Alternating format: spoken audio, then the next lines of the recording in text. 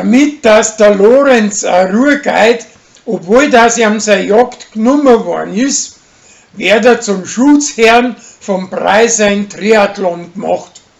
Und die Rosi steht jetzt vor dem Landrat saublöd da, weil sie ihm als Schutzherrn wieder ausladen muss. Der Gregor geht seinem preisischen Stiefsohn an Karnzleicher.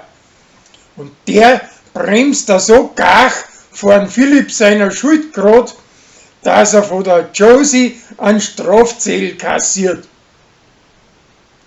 Die preisische Wirtsdirn soll bei den Ramadama auf die jungen Hupfer aufschauen, aber stattdem stiftet es zu einem Blödsinn an.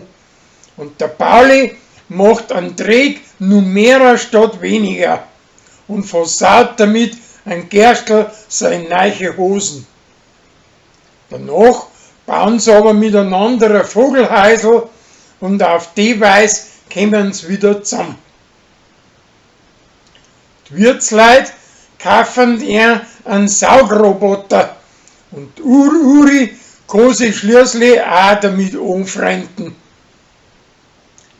Zum Preis ein Triathlon möchte der Gregor das Wirtshaus zusparen, weil niemand kommt. Aber die Uri bleibt da und verlangt ein 50er von jedem, der wo schät zum Sorcher reinkommt. Der Doktor sagt zum Chris, dass er nicht starten darf, weil sein Hax nun nicht gesund ist. Aber er tut den Schmied und gewinnt sogar. Aber gleich drauf muss er im Spital drin operiert werden. Überhaupt wird das ganze Rennen ein Mordstrom Blamage für die ganze Brauerei.